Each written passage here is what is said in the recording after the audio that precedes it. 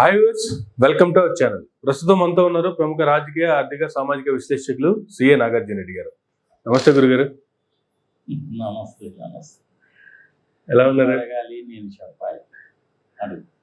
ఈ మధ్య మీతో మాట్లాడుతూ ఉన్నప్పుడు మోడీ గారికి ఏదో ఒక 10-11 ప్రశ్నలు వేయాలి అన్నారు. ఏంది అసలు ఆ ప్రశ్నలు ఏంది? ఆయన 2014లో బీజేపీలో అధికారంలోకి తీసుకొచ్చి ప్రధానమంత్రిగా ప్రమాణ స్వీకారం చేసి మరలా రెండోసారి ప్రమాణ స్వీకారం చేసి రీసెంట్ గా మూడోసారి కూడా ప్రమాణ స్వీకారం చేశారు. ముచ్చటగా 3 సార్లు ప్రమాణ స్వీకారం అయితే అయింది. ఏంది అసలు ఆయన ప్రమాణ స్వీకారం మొట్టమొదటి చేసినప్పటి దగ్గర నుంచి ఆయన రాష్ట్ర ప్రజలు, దేశ ప్రజలకు ఆయన ఇచ్చినటువంటి వాగ్దానాలు కావచ్చు, వాటిని నిలబెట్టుకోవడంలో సఫలమయ్యారా, విఫలమయ్యారా? అంటే అసలు ఓవరాల్ గా అసలు ఆ 11 ప్రశ్నలు ఏంది, దానికి సంబంధించి ఏం చెప్తారు అంటే చెప్పండి గురుగారు. ఇంట్రెస్టింగ్. నేను నీకు ఇది ఎప్పుడో సాల్వ్ లేదనుకుంటాను. అది పహల్గామ్ దుర్ఘటన జరగడానికి ముందు అనుకున్నాము, అది ఎందుకో అలాగే పోస్ట్పోన్ అయిపోయింది. ఎనీహౌ ఇప్పుడు ఇది పహల్గామ్ ఇన్సిడెంట్స్, సింధూర్ 1, సింధూర్ 2 అన్నీ అయిపోయాయి కదా.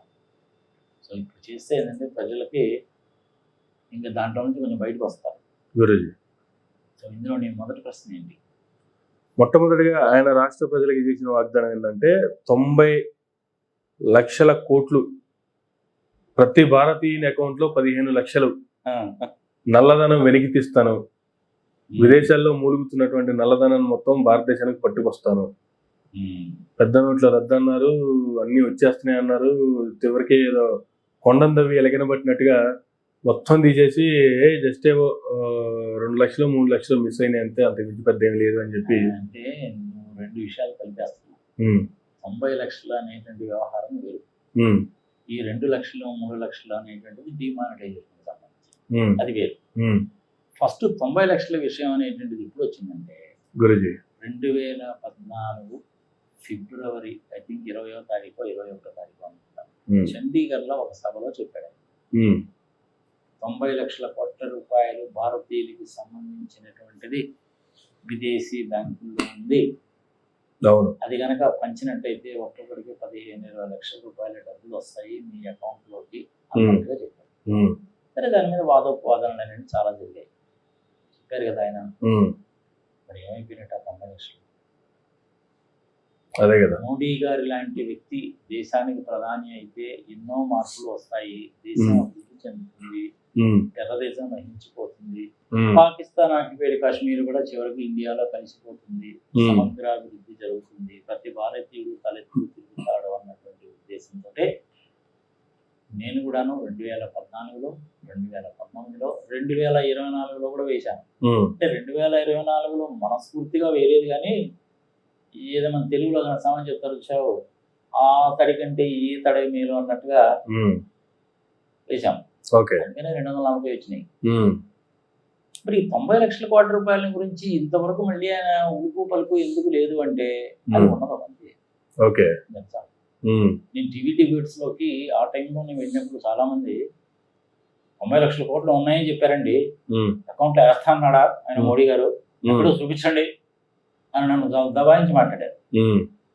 అప్పుడు నేను తీసి చూపించాను, ఇదిగా చండీగఢ్ మీటింగ్ లో చెప్పాడు చూడండి ఇదే, ఏదో మార్ఫింగ్ అయి ఉంటదండి ఆయన చేసినాడండి అంటే. మేమ్మ కొడుకులు కదా, మీరు బీజేపీకి ఓటేశారు, నేను బీజేపీకి ఓటేశానయ్యా, అది కూడా చెప్తున్నాను కదా. మనం ప్రజలకు నిజాలు చెప్పాలయ్యా, అది అంతేగాని మొండిగా వాదిస్తే కనుక మూర్ఖుల కింద లెక్క కడతారు మనల్ని అన్నమాట మటుకు వాస్తవమే, ఇంకెంతకంటే ప్రూఫ్ అక్కర్లేదు అంటే. అప్పుడు సైలెంట్ అయిపోయారు. ఇన్ని సంవత్సరాల తర్వాత మళ్ళీ నేను అడుగుతున్నాను అమర్, మీ ద్వారా 3 సార్లు ఓటేసి గెలిపించుకున్నటువంటి నా దేశ ప్రధాని మోడీ గారిని నేనే డైరెక్ట్ గా అడుగుతున్నాను, మోడీ గారు ఈ 90 లక్షల కోట్లు అనేటువంటిది మీరు ఎప్పుడు తెస్తారు, అసలు తీసుకొచ్చేటువంటి ఉద్దేశం మీకు ఉందా లేదా? ఇది గనక బయటికి గనక వచ్చిందంటే బీజేపీ వాళ్ళు, చంద్రబాబు నాయుడు లాంటి వాళ్ళు, రాహుల్ గాంధీకి సంబంధించిన వాళ్ళు, కాంగ్రెస్ వాళ్ళు అందరూ ఉంటారు కాబట్టి మీ అందరూ కూడా పలుకొని మమ్మల్ని పిచ్చోళం చేశారా, ఏంటి మీ ఉద్దేశం? ఇప్పటికైనా దేశ ప్రజలకి వాస్తవాలు ఏంటో చెప్పండి మోడీ గారు. ఆ 90 లక్షల కోట్లు ఇండియాకి వస్తే మంచిదే, రావడానికి అవకాశం లేదా? 100% ఉంది. ఒకటే ఒక సెంటెన్స్ తోటి చేసేయచ్చు అది. అంతే. అంటే తెలుగులో చెప్పడం అనేది నాకు కొంచెం కష్టం అవుతుంది కానీ ఇంగ్లీష్లో కానీ చెప్పాలి అంటే notwithstanding anything contained in any other law or any amendments made thereto from time to time or the case may be the 90 lakh crores which I have specified somewhere around 20th of February 2014 has been squeezed, freezed. Okay. అంతే. ఎవడో ఏం చేయడానికి వీల్లేదు. ఇది ఒక పద్ధతి, ఇది చట్ట ప్రకారం చేయవచ్చు. ఓకే. ఇంకొక పద్ధతి ఏంటి, బాబు జరిగింది ఏదో జరిగిపోయింది, మనం అందరం భారతీయులమే, భారతదేశానికి కూడా చాలా అప్పులు ఉన్నాయి, సంగతి సమాచారం, దేశం అభివృద్ధి చెందాలి అంటే సామాన్యమైన విషయం కాదు. ఇటు పక్క చైనా కూడా, అటు పక్క పాకిస్తాన్ ఉన్నారు, అటు పక్క ట్రంప్ గారేమో కళ్ళు తాగిన కొట్ల కుట్టిగంతులు వేస్తూ ఉంటాడు. I'm sorry to use this word, పెద్ద మనిషి కదా ఆయన, కానీ తప్పదు కదా, ఏమన్న వాస్తవం చెప్తారు, ఏదో రకరకాలుగా అంటూ ఉంటారు. మీరు ఆ 90 లక్షల కోట్ల రూపాయలు తెచ్చేయండి అంటే ఇప్పుడు కదా ఎంత ఉంటుంది, ఇంచుమించుగా 120 లక్షల కోట్ల. 10 years బ్యాక్ చెప్పింది 90 లక్షలు కోట్లు. ఇప్పుడు అది 120 లక్షల కోట్లు అయింది. మొత్తం ఇండియా తీసుకురండి, ఎట్లనైనా ఉండదు. రూపాయల్లో ఉంటది, డాలర్లో ఉంటది, బంగారం రూపంలో ఉంటది, వెండి రూపంలో ఉంటది, ప్లాటినం రూపంలో ఉంటది, కంపెనీలో షేర్స్ రూపంలో కూడా ఉంటుంది. ఏ రూపంలోనైనా ఉండని. కొంతమంది విదేశాల్లో ఆస్తులు కూడా ఉంటాయి, విల్లాలు కూడా ఉంటాయి. విజయమాల వేలాంటి వాళ్ళకి విల్లాలు కూడా ఉన్నాయి కదా, అట్లా కూడా ఉంటాయి. ఇవన్నీ కూడా మీరు ఇండియా తీసుకొచ్చేయండి, మీ పేరు ఎక్కడికి బయటికి రాదు. 50% అనేటువంటిది మీరు ఉంచేసుకోండి. మిగిలిన 50% డబ్బులు ఏవైతే ఉన్నాయో మేము ప్రాజెక్టులు చెప్తాం, ఆ ప్రాజెక్టులు మీరు ఖర్చు పెట్టండి. అందులో ఒక 5 రూపాయలు ప్రాఫిట్ తీసుకోండి, తప్పులేదు, వ్యాపారం కాబట్టి. కొన్ని లక్షల మందికి ఉద్యోగాలు వస్తాయి, మంచి రోడ్లు వస్తాయి, ఎయిర్పోర్ట్లు వస్తాయి, ఓడరేవులు వస్తాయి, రైల్వే లైన్లు వేసుకోవచ్చు.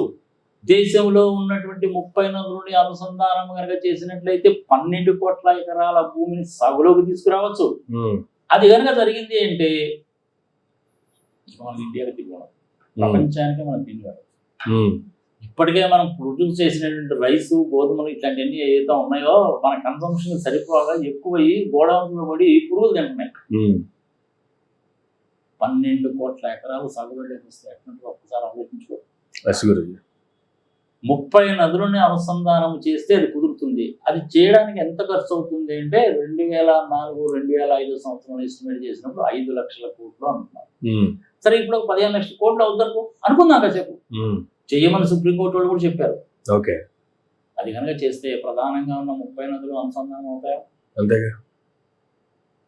షిప్పుల్లోనే మనం ఇన్ని రైలు బస్సులు, గూడ్స్ ట్రైన్ల బదులు కెనాల్స్ లో షిప్పులు తిరగచ్చా? టూరిజంకి ఉపయోగపడుతుందా? మధ్యలో ఉండే ఫారెస్ట్లు కూడా పెంచడానికి ఉపయోగపడుతుందా? మంచినీటి సౌకర్యం కలుగుతుందా? కొన్ని లక్షల మందికి ఉపాధి వస్తుందిగా. ఆలోచించండి మోడీ గారు. నేను కూడా 3 సార్లు ఓటేసినాను. నా జేబులో ఇవ్వమని అనలేదు, నా బ్యాంక్ అకౌంట్లో ఇవ్వమని అనలేదు. మీరు పని చేయండి. అంతే కదా. మహాత్మా గాంధీ గారు ఒక పద్ధతిలో స్వతంత్రం తెచ్చారు. అల్లూరి సీతారామరాజు గారు ఆంధ్రప్రదేశ్ నుంచి ఒక పద్ధతిలో వెళ్ళారు. సుభాష్ చంద్రబోస్ గారు ఇంకొక పద్ధతిలో వెళ్ళారు. అల్టిమేట్ గా శాంతియుతంగానే వచ్చింది, మనకి ఒప్పుకోవాల్సిందిగా. అదే పద్ధతి మీరు పాటించండి. అంతే కదా.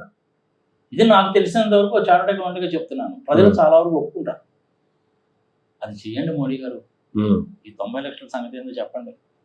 దయచేసి దేశంలో ఎవరిని కూడాను ఎవరాన్ని అడగడానికి urban naxalite, సోటే Mote gang, టుకుడే gang అనమాట కనపడడం మోడీ గారు. మనందరం ఈ దేశ ప్రజలు.